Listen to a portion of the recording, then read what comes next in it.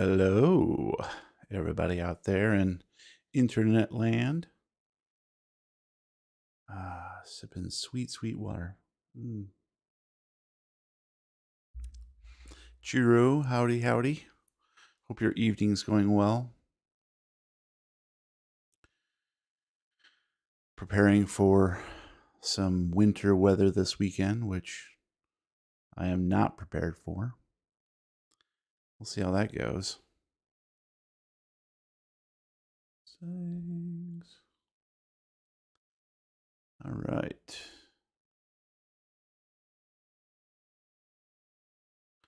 All right, get this thing rolling here. Well, good evening, everybody. Welcome to Stygian Articles, presented by the Lovecraft Tapes podcast, as you know.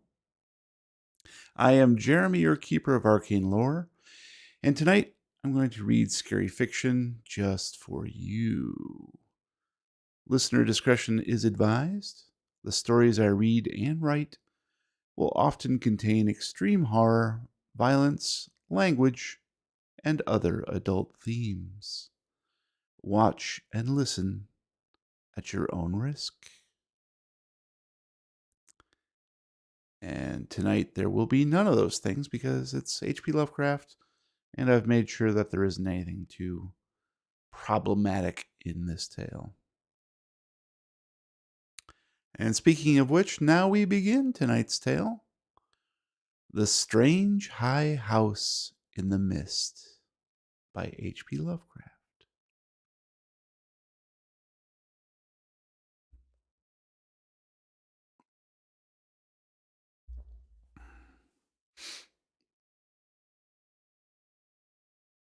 In the morning, mist comes up from the sea by the cliffs beyond Kingsport. White and feathery, it comes from the deep to its brothers the clouds, full of dreams and dank pastures and caves of Leviathan. And later, in still summer rains on the steep roofs of poets, the clouds scatter bits of those dreams, that men shall not live without rumor of old, strange secrets, and wonders that planets tell planets alone in the night. When tales fly thick in the grottos of Tritons, and conscience and conches in seaweed. I screwed that one up already. Let's try that again. When tales fly thick in the grottos of Tritons, and conscience, I can't get that, and conscious, or conchs, I guess I should say. Let's try that again. And conchs in seaweed cities blow wild tunes learned from the elder ones. Then great eager mists flock to heaven laden with lore, and oceanward eyes on the rocks see only a mystic whiteness, as if the cliff's rim were the rim of all earth, and the solemn bells of buoys tolled free in the ether of fairy. Now north of archaic Kingsport, the crags like... Oh, geez, I'm really screwing this up tonight. It's more water here. Now north of archaic Kingsport, the crags climb lofty and curious, terrace on terrace, till the northernmost hangs in the sky like a gray frozen wind cloud. Alone it is, a bleak point jutting in limitless space. For there the coast turns sharp, where the great Miskatonic pours out of the plains past Arkham, bringing woodland legends and little quaint memories of New England's hills. The sea folk in Kingsport look up at that cliff as other sea folk look up at the North Pole star, and time the night's watches by the way it hides or shows the great bear, Cassiopeia, and the dragon. Among them It is one with the firmament, and truly it is hidden from them when the mist hides the stars or the sun. Some of the cliffs they love, as that whose grotesque profile they call Father Neptune, or that whose pillared steps they term the causeway. But this one they fear because it is so near the sky. The Portuguese sailors coming in from a voyage cross themselves when they first see it, and the old Yankees believe it would be a much graver matter than death to climb it, if indeed that were possible. Nevertheless, there is an ancient house on that cliff, and at evening men see lights in the small paned windows.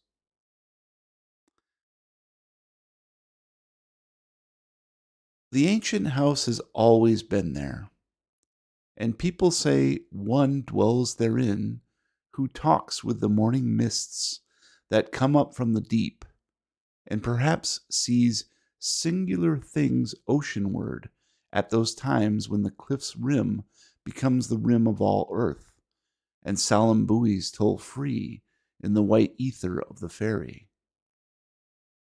This they tell from hearsay, for that forbidding crag is always unvisited, and natives dislike to train telescopes on it.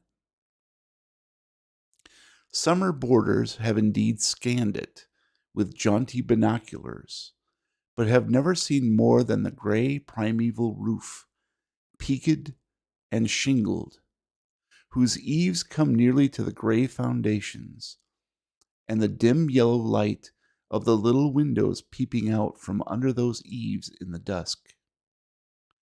These summer people do not believe that the same one has lived in the ancient house for hundreds of years, but cannot prove their heresy to any real kingsporter. Even the terrible old man, who talks to leaden pendulums in bottles, buys groceries with centuried Spanish gold, and keeps stone idols in the yard of his antediluvian cottage in Water Street, can only say these things were the same when his grandfather was a boy, and that must have been inconceivable ages ago, when Belcher or Shirley or Pownall or Bernard was governor of His Majesty's province of the Massachusetts Bay. Then one summer there came a philosopher into Kingsport. His name was Thomas Olney, and he taught ponderous things in a college by Narragansett Bay. With stout wife and romping children he came, and his eyes were weary with seeing the same things for many years, and thinking the same well-disciplined thoughts. He looked at the mists from the diadem of Father Neptune, and tried to walk into their white world of mystery along the Titan steps of the causeway. Morning after morning, he would lie on the cliffs and look over the world's rim at the cryptical ether beyond, listening to spectral bells and the wild cries of what might have been gulls.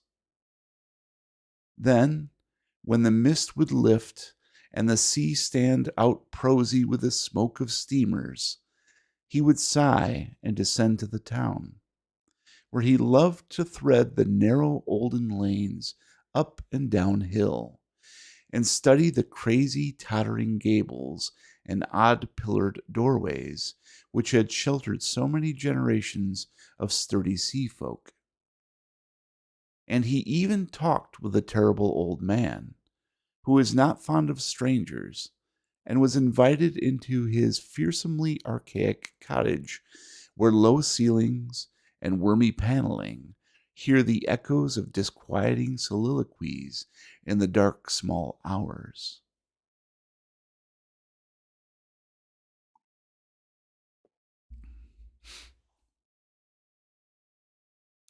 Of course, it was inevitable that Olney should mark the gray, unvisited cottage in the sky, on that sinister northward crag, which is one with the mists and the firmament.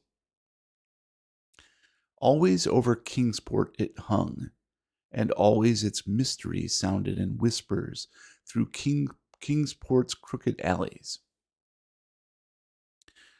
The terrible old man wheezed a tale that his father had told him, of lightning that shot one night up from that peaked cottage to the clouds of higher heaven, and Granny Orne, whose tiny gambrel-roofed abode in Ship Street is all covered with moss and ivy, croaked over something her grandmother had heard at second hand about shapes that flapped out of the eastern mists straight into the narrow single door of that unreachable place.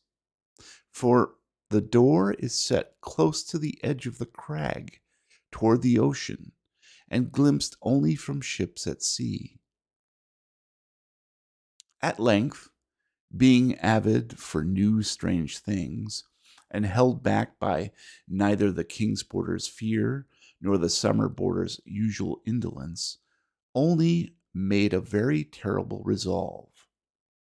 Despite a conservative training, or because of it, for humdrum lives breed wistful longings of the unknown, he swore a great oath to scale that avoided northern cliff and visit the abnormally antique gray cottage in the sky. Very plausibly, his saner self argued that the place must be tenanted by people who reached it from inland along the easier ridge beside the Miskatonic's estuary. Probably they traded in Arkham, knowing how little Kingsport liked their habitation, or perhaps being unable to climb down the cliff on the Kingsport side. Only walked out along the lesser cliffs to where the great crag leaped insolently up to consort with celestial things, and became very sure that no human feet could mount it or descend it on that beetling southern slope. East and north, it rose thousands of feet vertically from the water, so only the western side, inland and toward Arkham, remained. One early morning in August, Olney set out to find a path to the inaccessible pinnacle. He worked northwest along pleasant back roads, past Hooper's Pond and the old brick powder house to where the pastures slope up to the ridge above the Miskatonic and give a lovely vista of Arkham's white Georgian steeples across leagues of river and meadow. Here he found a shady road to Arkham, but no trail at all in the seaward direction he wished. Woods and fields crowded up to the high bank of the river's mouth and bore not a sign of man's presence, not even a stone wall or a straying cow, but only the tall grass and giant trees and tangles of briars that the first Indian might have seen. As he climbed slowly east, higher and higher above the estuary on his left, and nearer the sea, he found the way growing in difficulty, till he wondered how ever the dwellers in that disliked place managed to reach the world outside, and whether they came often to market in Arkham. Then the trees thinned, and far below him on his right he saw the hills and antique roofs and spires of Kingsport. Even Central Hill was a dwarf from this height, and he could just make out the ancient graveyard by the Congregational Hospital, beneath which rumor said some terrible caves or burrows lurked. Ahead lay sparse grass and scrub blueberry bushes, and beyond them the naked rock of the crag and the thin peak of the dreaded gray cottage. Now the ridge narrowed and only grew dizzy at his loneness in the sky. South of him, the frightful precipice above Kingsport. North of him, the vertical drop of nearly a mile to the river's mouth. Suddenly, a great chasm opened before him, 10 feet deep, so that he had to let himself down by his hands and drop to a slanting floor, and then crawl perilously up a natural defile in the opposite wall. So this was the way the folk of the uncanny house journeyed betwixt earth and sky.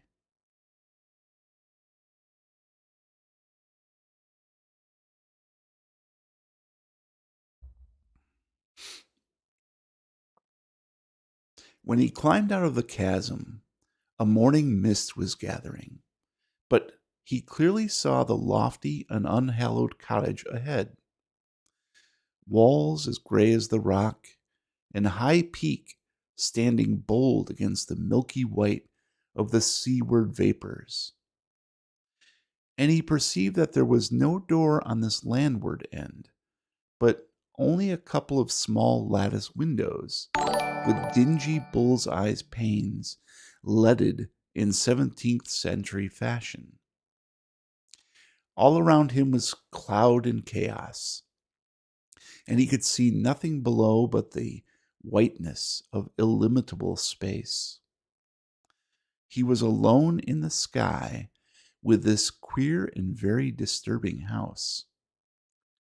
And when he sidled around to the front and saw that the wall stood flush with the cliff's edge, so that the single narrow door was not to be reached save from the empty ether, he felt a distinct terror that altitude could not wholly explain. And it was very odd that shingles so worm-eaten could survive, or bricks so crumbled still form a standing chimney.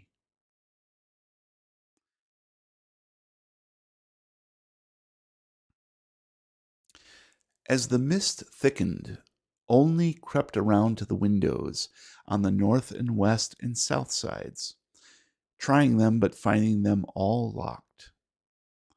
He was vaguely glad they were locked, because the more he saw of that house, the less he wished to get in. Then a sound halted him. He heard a lock rattle and a bolt shoot, and a long creaking follow, as if a heavy door were slowly and cautiously opened. This was on the oceanward side that he could not see, where the narrow portal opened on blank space thousands of feet in the misty sky above the waves. Then there was the heavy, deliberate tramping in the cottage, and only heard the windows opening, first on the north side opposite him, and then on the west just around the corner. Next would come the south windows, under the great low eaves on the side where he stood. And it must be said that he was more than uncomfortable as he thought of the detestable house on one side and the vacancy of upper air on the other. When a fumbling came in the nearer casement, he crept around to the west again, flattening himself against the wall beside the now opened windows. It was plain that the owner had come home, but he had not come from the land, nor from any balloon or airship that could be imagined. Steps sounded again and only edged round to the north. But before he could find a haven, a voice called softly, and he knew he must confront his host.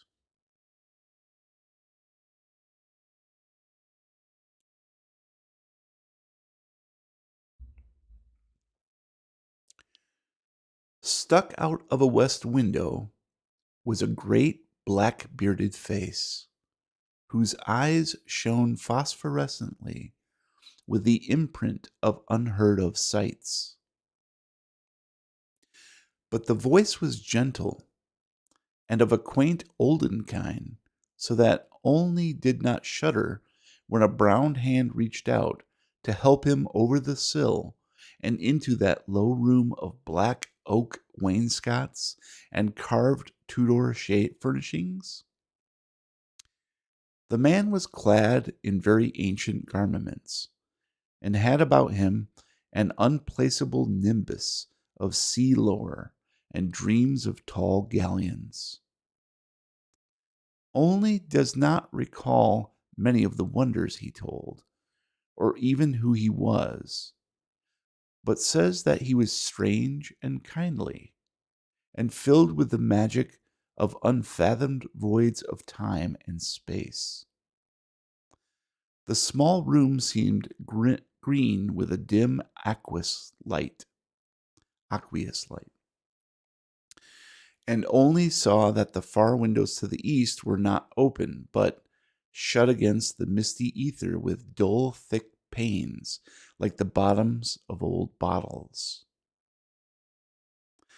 That bearded host seemed young, yet looked out of eyes steeped in the elder mysteries.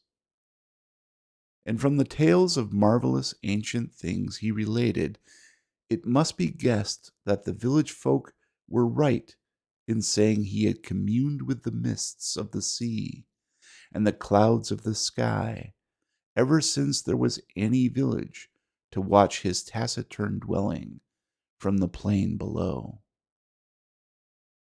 And the day wore on, and still only listened to rumors of old times and far places, and heard how the kings of Atlantis fought with the slippery blasphemies that wriggled out of the rifts in the ocean's floor, and how the pillared and weedy temple of Poseidonus is still glimpsed at midnight by lost ships, who know by its sight that they are lost.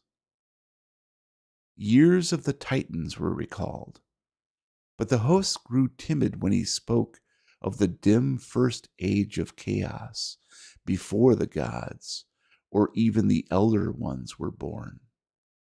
And when only the other gods came to dance on the peak of Hathig Kla in the stony desert near Ulthar, beyond the river sky. It was at this point that there came a knocking on the door.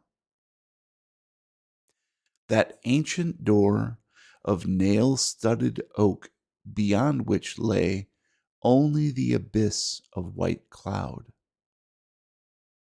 Only started in fright, but the bearded man motioned him to be still, and tiptoed to the door to look out through a very small peephole. What he saw he did not like, so pressed his fingers to his lips and tiptoed around to shut and lock all the windows before returning to the ancient settle beside his guest. Then only saw lingering against the translucent squares of each of the little dim windows in succession a queer black outline, as the caller moved inquisitively about before leaving. And he was glad his host had not answered the knocking, for there are strange objects in the great abyss, and the seeker of dreams must take care not to stir up or meet the wrong ones. Then the shadows began to gather. First little furtive ones under the table, and then bolder ones in the dark paneled corners. And the bearded man made enigmatical gestures of prayer and lit tall candles and curiously wrought brass candlesticks. Frequently, he would glance at the door as if he expected someone, and at length his glance seemed answered by a singular rapping which must have followed some very ancient and secret code. This time he did not even glance through the peephole, but swung the great oak bar and shot the bolt, unlatching the heavy door and flinging it wide to the stars and the mist. And then to the sound of obscure harmonies there floated into that room from the deep all the dreams and memories of earth's sunken mighty ones. And golden flames played about weedy locks, so that only was dazzled as he did them homage. Trident-bearing Neptune was there, and sportive Tritons and fantastic Nereids. Upon dolphins' backs was balanced a vast crenellate shell, wherein rode the grey and awful form of primal Nodens, lord of the great abyss. And the conscious, I always get that wrong, and the conscious, and the conchs of the Tritons gave weird blasts, and the Nereids made strange sounds by striking on the grotesque resonant shells of unknown lurkers in black sea caves. Then hoary Nodens reached forth a wizened hand and helped Olney and his host into that vast shell, whereat the conchs and the gongs set up a wild and awesome clamor. And out into the limitless ether reeled that fabulous train, the noise of whose shouting was lost in the echoes of thunder.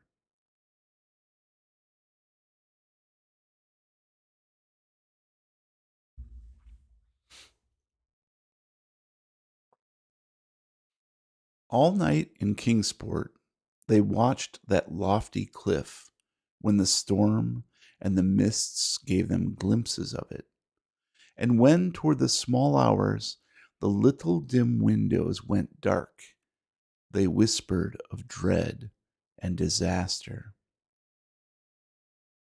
And Olney's children and stout wife prayed to the bland, proper God of Baptists, and hoped that the traveler would borrow an umbrella and rubbers unless the rain stopped by morning. Then dawn swam dripping and mist-wreathed out of the sea, and the buoys told solemn in vortices of white ether. And at noon, elfin horns rang over the oceans, as Olney, dry and light-footed, climbed down from the cliffs to antique Kingsport with a look of far places in his eyes. He could not recall what he had dreamed in the sky-perched hut of that still nameless hermit, or say how he had crept down that crag untraversed by other feet. Nor could he talk of these matters at all, save with the terrible old man, who afterward mumbled queer things in his long white beard, vowing that the man who came down from that crag was not wholly the man who went up, and that somewhere under the gray peaked roof, or amidst inconceivable reaches of that sinister white mist, there lingered still the lost spirit of him who was Thomas Olney. And ever since that hour, through dull dragging years of grayness and weariness, the philosopher had labored and eaten and slept and done uncomplaining the suitable deeds of a citizen. Not any more does he long for the magic of farther hills, or sigh for secrets that peer like green reefs from a bottomless sea. The sameness of his days no longer gives him sorrow, and well-disciplined thoughts have grown enough for his imagination. His good wife waxes stouter, and his children older, and prosier, and more useful, and he never fails to smile correctly with pride when the occasion calls for it. In his glance there is not any restless light, and if he ever listens for solemn bells or far elfin horns, it is only at night when old dreams are wandering. He has never seen Kingsport again, for his family disliked the funny old houses and complained that the drains were impossibly bad. They have a trim bungalow now at Bristol Highlands, where no tall crags tower, and the neighbors are urban and modern. But in Kingsport, strange tales are abroad, and even the terrible old man admits a thing untold by his grandfather. For now, when the wind sweeps boisterous out of the north, past the high ancient house that is one with the firmament, there is broken at last that ominous brooding silence ever before the bane of Kingsport's maritime cotters. And old folk tell of pleasing voices heard singing there, and of laughter that swells with joys beyond earth's joys, and say that at evening the little low windows are brighter than formerly. They say, too, that the fierce aurora comes oftener to that spot, shining blue in the north with visions of frozen worlds, while the crag and the cottage hang black and fantastic against wild coruscations. And the mists of the dawn are thicker, and sailors are not quite so sure that all the muffled seaward ringing is that of the solemn buoys. Worst of all, though, is the shriveling of old fears in the hearts of Kingsport's young men, who grow prone to listen at night to the north wind's faint distant sounds. They swear no harm or pain can inhabit that high-peaked cottage, for in the new voices gladness beats, and with them the tinkle of laughter and music. What tales the sea mists may bring to that haunted and northernmost pinnacle they do not know, but they long to extract some hint of the wonders that knock at the cliff-yawning door when clouds are thickest. And patriarchs dread lest some day, one by one, they seek out that inaccessible peak in the sky and learn what centuried secrets hide beneath the steep shingled roof, which is part of the rocks and the stars and the ancient fears of Kingsport. That those venturesome youths will come back, they do not doubt, but they think a light may be gone from their eyes, and a will from their hearts. And they do not wish quaint Kingsport, with its climbing lanes and archaic gables, to drag listless down the ears, while voice by voice the laughing chorus grows stronger and wilder in that unknown and terrible Erie, where mists and the dreams of mists stop to rest on their way from the sea to the skies. They do not wish the souls of their young men to leave the pleasant hearths and gamble-roofed taverns of old Kingsport, nor do they wish the laughter and song in that high rocky place to grow louder. For as the voice which has come has brought fresh mist from the sea, and from the north fresh lights, so do they say that still other voices will bring more mists and more lights, till perhaps the olden gods, whose existence they hint only in whispers for fear the congregational parson shall hear, may come out of the deep, and from an unknown Kadath in the cold waste, and make their dwelling on that evilly appropriate crag, so close to the gentle hills and valleys of quiet, simple fisher folk. This they do not wish, for to plain people things not of the earth are unwelcome. And besides, the terrible old man often recalls what only said about a knock that the lone dweller feared, and a shape seen black and inquisitive against the mist through those queer translucent windows of leaded bull's eyes. All these things, however, the elder ones only may decide. And meanwhile, the morning mist still comes up by that lonely, vertiginous peak with the steep ancient house, that gray, low-eaved house where none is seen, but where evening brings furtive lights while the north wind tells of strange revels. White and feathery it comes from the deep to its brothers the clouds, full of dreams of dank pastures and caves of Leviathan. And when tales fly thick in the grottos of Tritons, and conchs in seaweed cities blow wild tunes learned from the elder ones, then great eager vapors flock to heaven laden with lore.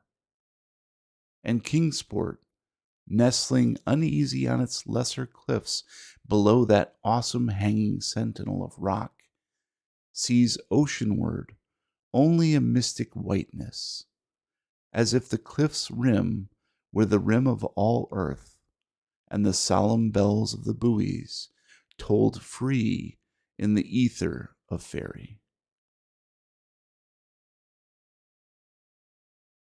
All right. Conscious? Uh, some fun words there to try to unravel. And you're right, maybe I should have been drinking, not water. Okay. Well, guys, thanks for listening. Tune in next time for another installment of Stygian Articles. Thank you for spending time with me, especially Mama Cryptid, Chiru, T-Flip Rex, and Tulia. Appreciate that, guys, hanging out. Hopefully I didn't butcher that too much.